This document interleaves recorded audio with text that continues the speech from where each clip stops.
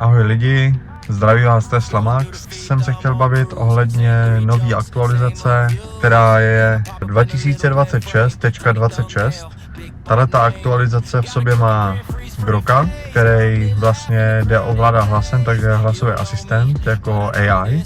Pak to tam má nějaký karaoke, který vlastně si myslím asi, že nikdo nevyužívá. Uvítací animace, ta bude úplně super, jako to si myslím, že bude pěkný, vlastně superová animace to bude na to, když vlastně vlezete do auta, to bude úplně perfektní.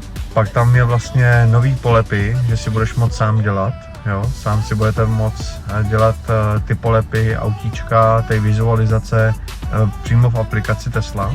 To bude taky úplně super, jako myslím si, že na to, že si Pak tam bude vlastně automatická navigace, která dávat nějaký tipy, kam jet a tak. Náhled všech kamer, to bude taky úplně super. Viděl jsem nějaký videa, který jako už to ukazujou a vypadá to super. Bude to vidět vlastně i na sloupkách. Na sloupkách budou vidět kamery vepředu, jak i tato, co je v zrcátku kamera, tak to bude úplně super. Myslím si, že to bude parádní. Pak tam je něco na Apple Music, to taky nebude špatný. Ale co si myslím, že je super, tak je, že se bude dát zamknout zadní displej pro děti, aby na něj nemohli šahat.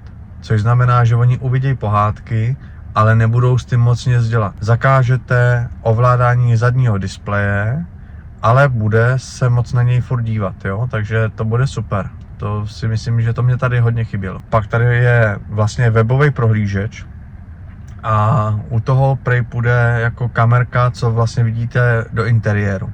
Což si myslím asi, že bude dobrý na nějaký volání, konkrétně na volání třeba přes nějaký Zoom, nebo takhle Zoom tam je, ale samozřejmě půjde přesto i kamera, takže na nějaký volání to asi půjde. Pak tady máme nastavení energie při příjezdu, což znamená, že vlastně vy si budete moct nastavit, kdy nebo s jakýma procentama chcete, abyste dorazili do cíle.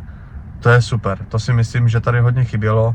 Šlo to teda nastavit přes jinou aplikaci, že jste to tak jako mohli si nastavit, ale originál to nešlo, teď už to jde. Jo, šlo to ještě vlastně v aplikaci Tesla, tam to teda šlo, ale ne tady v autě, takže tady už to teďka půjde taky. A pak tady máme vyhledání nabíječek.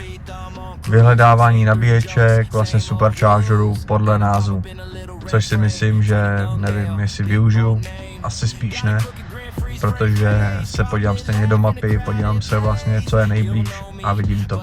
Jo, nehledě na to, že teďka to bude ovládat tím hlasovým jako AI, jako Grokem, takže to bude super.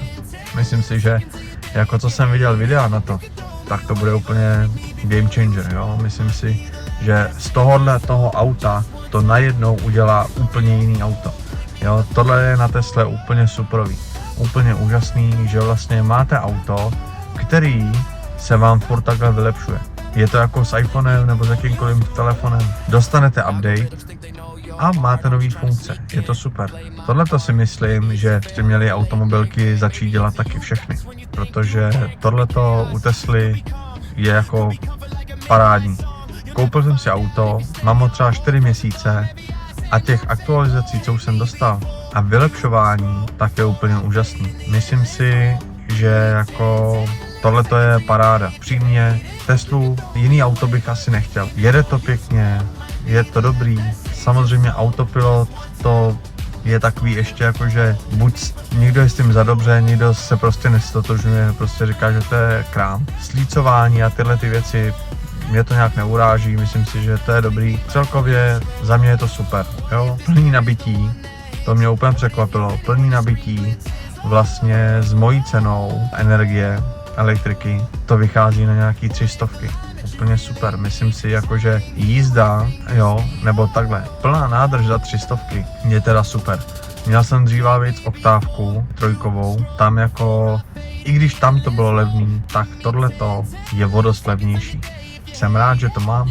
Myslím si, že ušetřím minimálně 50% těch výdajů, co jsem měl s oktávkou. Jo, opravdu si myslím, že to ušetří víc, ale uvidíme, necháme se překvapit. Zatím to máme 4 měsíce, máme najetých nějakých 15 000 kilometrů a jako zatím žádný problém. V Tesla servisu taky suprový. Zatím jsem s nima neměl nic špatného, co by mě jako vadilo, jo. Opravdu super, jako dobrý, jako nemám výhrady. Upřímně nevadí mi nějak nic na tom autě, superový auto. Tak se zatím mějte, když tak poprosím like a odběr, mějte se hezky,